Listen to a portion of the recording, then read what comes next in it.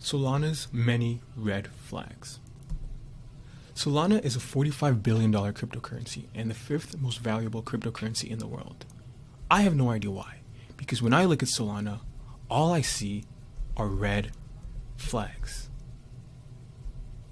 They lie about total supply, they lie about transaction count, lie about being censorship resistant, their VC investments are problematic, their proof of history blockchain is flawed, there's a very suspicious FTX Alameda Solana connection.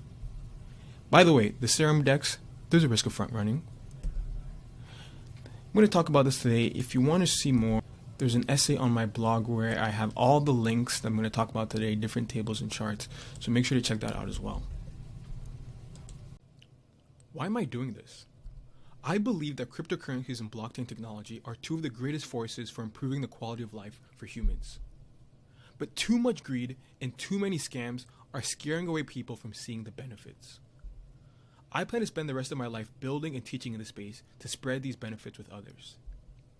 Building with my website atila.ca that helps people start and get scholarships using fiat and cryptocurrencies, and through teaching at my blog to basically teach people about both cryptocurrency scholarships and how to fund their education. Now, to make the ecosystem healthier and welcoming for everyone, we need to spread the word of people and projects doing good work in the space. But we also need to hold bad actors accountable. Solana actually had a lot of potential. There's a great essay by Packy McCormick in his Not Boring newsletter, which I would recommend, that actually talks about the case for Solana and some of the things they're doing and why he believes in them and why he thinks they can be successful. The problem is greed and short-term thinking ruined it. Now maybe they can fix it, or maybe someone can learn from them and do it better. But first, these issues need to be addressed. 1. They lie about total supply. In April 2020, the Solana team stated that the total circulating supply was 8.2 million tokens. An independent third party found an unlocked token with 13 million tokens. So they had to release the statement. That means the entire supply of tokens essentially just doubled overnight. Now, Solana claimed that these 11.3 million tokens were lent to a market maker. They never actually identify who this mysterious market maker is. In the article, they talk about how, after speaking with Binance and our market maker, I find it curious that they mention Binance by name, but not the market maker. Why is that? Who is this market maker? We'll get to that later. Also, I'm genuinely curious. Why does a cryptocurrency need a market maker? Wouldn't the exchange be the party responsible for sourcing the market maker? Do Ethereum and Bitcoin have a market maker? So anyway, they say they're going to remove that and bring the additional 11.3 million tokens that they loaned to this market maker. So you fast forward to May of 2020, and they release another statement basically saying that, oh, sorry, we only actually got back 3.4 million from this market maker. What about the other 8 million? No explanation. They essentially just doubled the supply of Solana and carried on with business as usual. Nothing to see here. There's an even earlier blog post from earlier in 2020, July 2020, I believe, a Solana Telegram chat, basically talking about the confusion among Solana and what he calls their outsourced moderators, sort of trying to figure out what is going on with the supply. It's a very interesting read into the insides of what was going on. They lie about their transaction count. Solana inflates their transaction counts by including validator votes, which make up 90% of transactions. So if you go on the Solana beach, it's actually down right now. Fortunately, I took a screenshot a couple days ago, I think on January 14th, of their actual transactions per second. Solana inflates their transaction counts by including validator votes, which make up 90% of their transactions. Most other blockchains would only count the remaining 10% as actual user transactions. And you can see here how much of their transaction count is made up by votes versus actual usage. Now this lie is peculiar because even without including the validator votes, they would still have about 300 transactions per second. And this would still make them about 10 times faster than Ethereum and about the same speed or slightly faster than Cardano. So the question now is, why lie? At Altcoins has a very interesting theory about that. And there's also another interesting Reddit thread that talks a bit more about where their metrics are coming from and why they might be disingenuous. lying about censorship resistance. On the Solana website, they claim to be censorship resistance.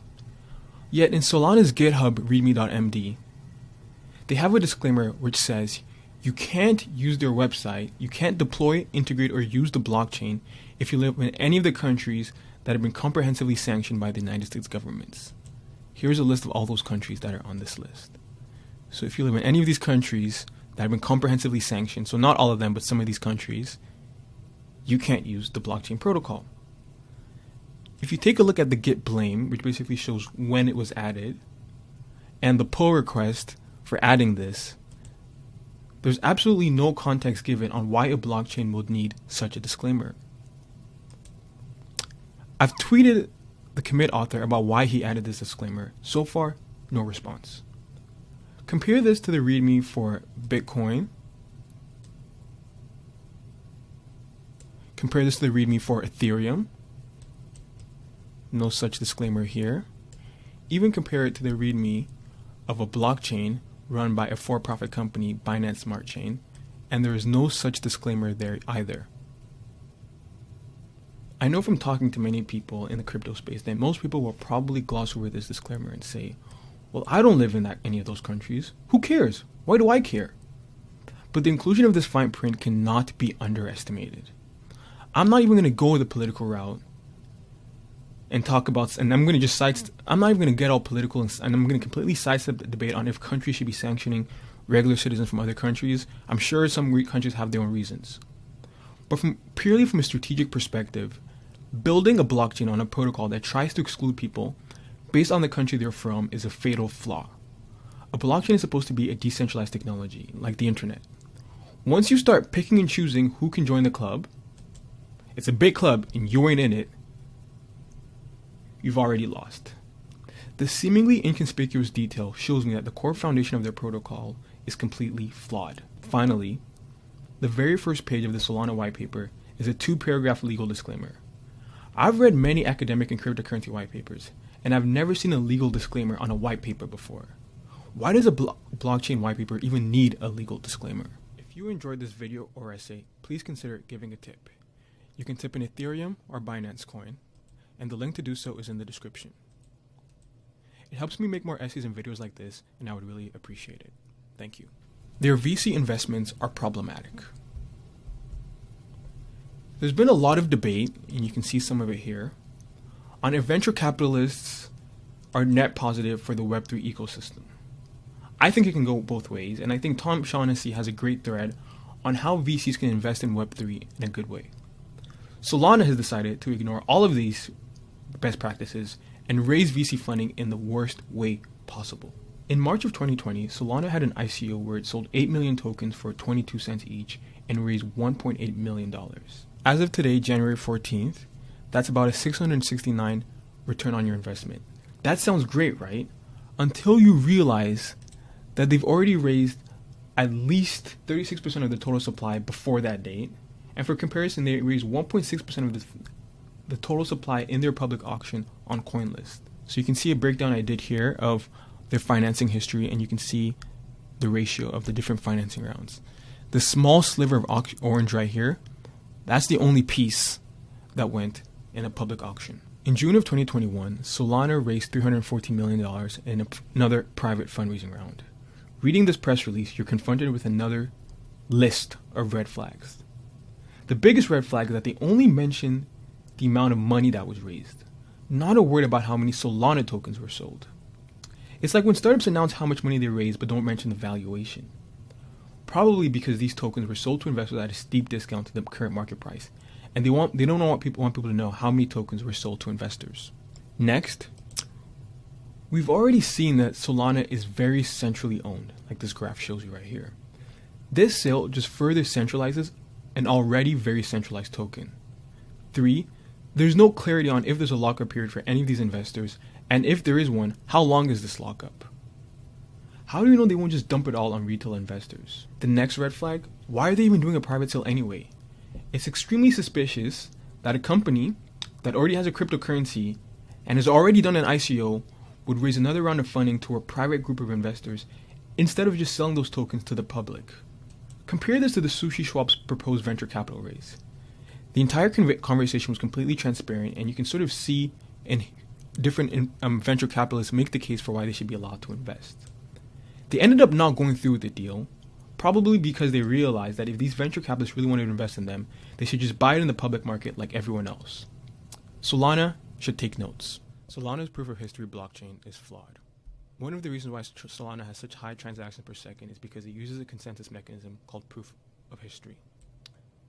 Their core innovation is adding a clock to their blockchain that makes it possible to mathematically derive the next validator.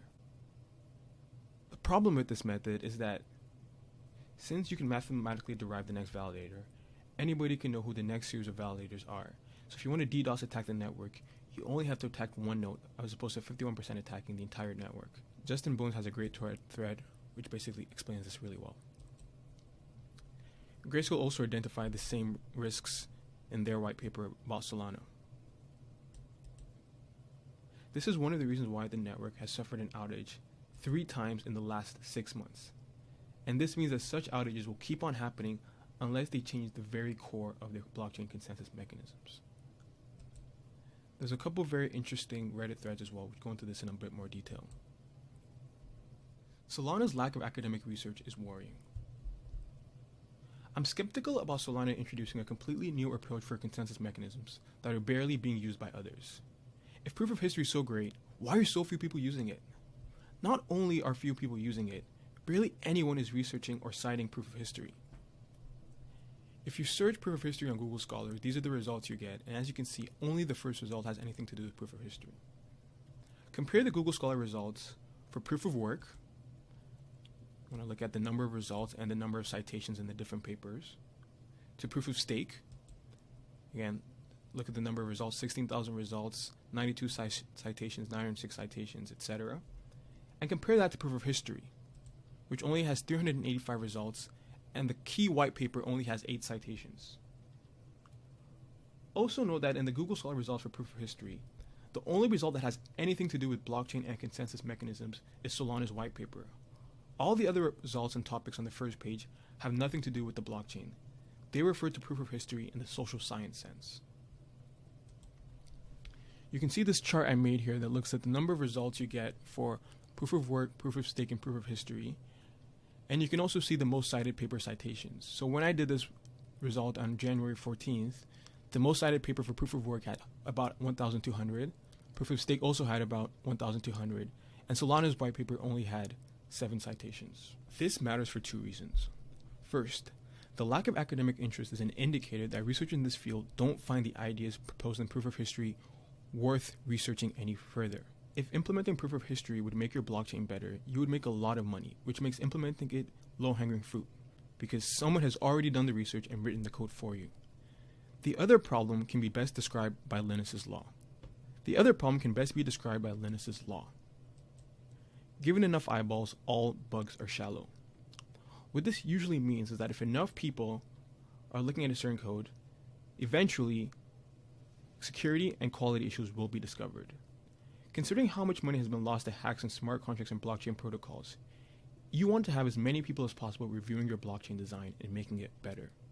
Fixing their blockchain is possible, but I'm afraid they might have dug themselves into a hole. Changing consensus mechanisms is a solvable problem, and other blockchains have done it before. For example, Ethereum is in the process of migrating their consensus mechanism from proof of work to proof of stake in Ethereum 2.0.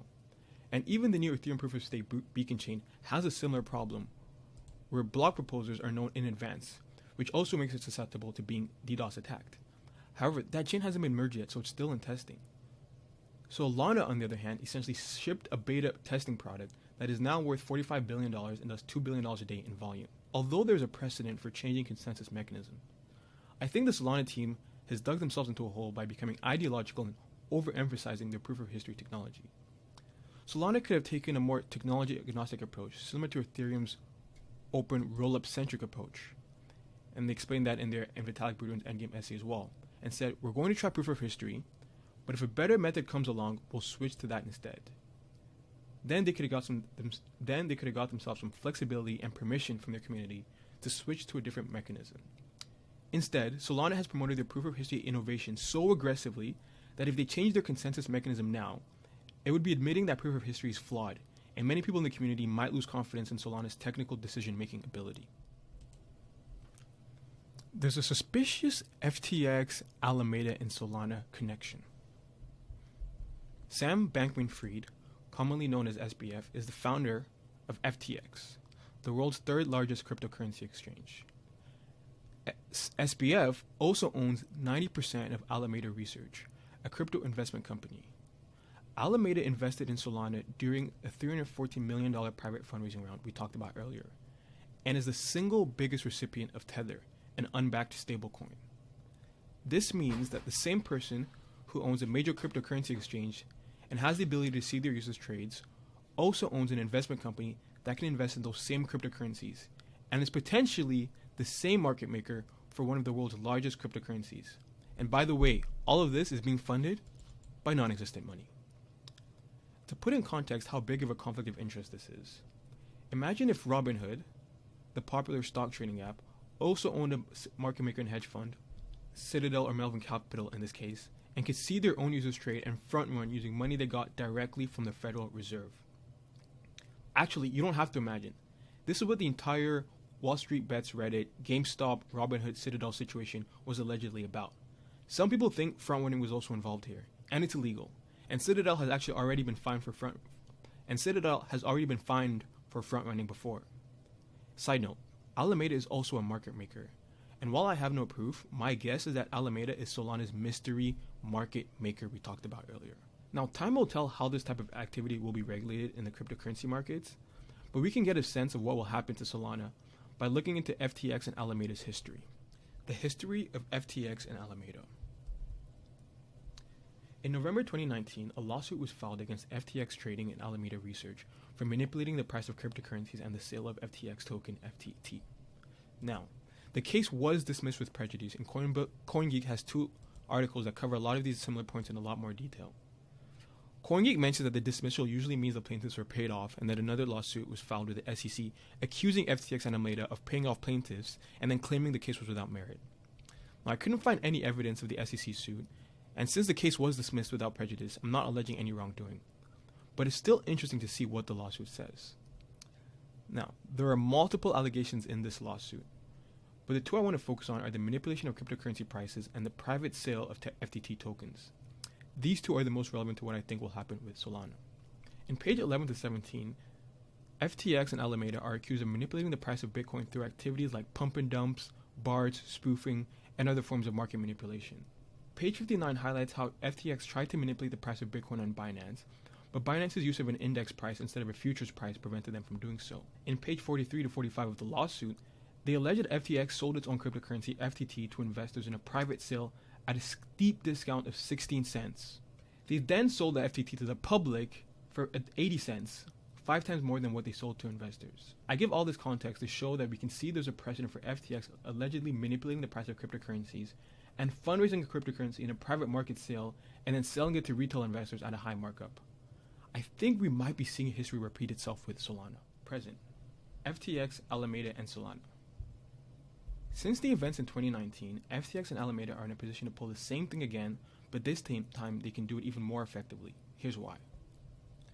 Compared to Bitcoin, Solana has a smaller market cap, is more liquid by trading volume, and is more centrally owned as we've seen before. 3 things that make it easier to manipulate the price. Second, FTX's exchange is a lot more developed now and more popular than it was in 2019. FTX was founded in May 2019 and the lawsuit was filed in November 2019, just 6 months after the company was founded. Back in 2019, when they were allegedly manipulating the price of Bitcoin, they had to use other exchanges like BitMEX and Binance to do it, and we've already seen how Binance prevented them from market manipulation. By owning their own exchange, they have more freedom and capacity to potentially manipulate prices. They also have more users now at around 25 million monthly viewers, which means they have more data on their customers' order flow. When you take a popular exchange like FTX that also owns an investment company like Alameda, you combine it with the centrally owned asset, Solana, backed by fake money, Tether, you have a scenario that makes manipulated prices more likely. The Serum decentralized exchange has front-running risks. To put the cherry on the cake, in July 2020, SBF announced his team would be releasing a decentralized exchange called Serum. Serum uses an on-chain order book, so you can see, as you can see here on their website, and in the philosophy and their documentation, and in this tweet from Sam Bankman-Fried, instead of an automated market maker that's more common amongst decentralized exchanges. This begs the question of why even create the DEX if you're going to use the same order execution mechanism as your centralized exchange. The whole point of decentralized exchanges is that there's no central intermediary, so the risk of front running is reduced. By using a fully on-chain order book in your DEX, you've reintroduced the risk of front running, as you can see here and here. Ah, I see now why they use a fully on-chain order book. It's a big club, and you ain't in it. If you enjoyed this video or essay, please consider giving a tip. You can tip in Ethereum or Binance Coin, and the link to do so is in the description. It helps me make more essays and videos like this, and I would really appreciate it. Thank you. And in conclusion, the world of cryptocurrency is an exciting and crazy place. And markets can stay irrational longer than you can stay solvent. I wouldn't be surprised if Solana went down by 90%, but I also wouldn't be surprised if it went up by like 300%. So I won't offer any financial advice, but in my opinion, if you're considering buying this token or you've already bought some, you might as well own a rug instead.